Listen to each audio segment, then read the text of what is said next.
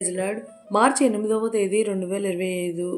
ఈరోజు దేవుని వాగ్దానం, నీవు నన్ను నిశ్చయంగా ఆశీర్వదించి నీ చెయ్యి నాకు తోడుగా ఉండ దయచేసి నాకు కీడు రాకుండా నన్ను తప్పించుము అని ప్రార్థింపగా దేవుడు అతడు మనవి చేసిన దానిని అతనికి దయచేసెను.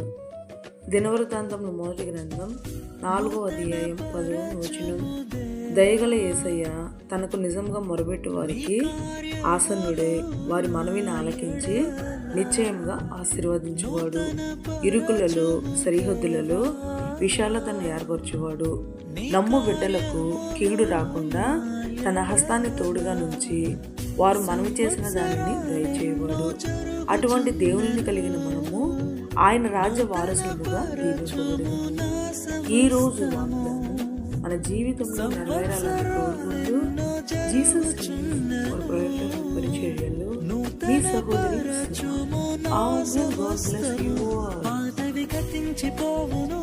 సమస్తం నూతన మగును నీలో ఉత్సహించుచు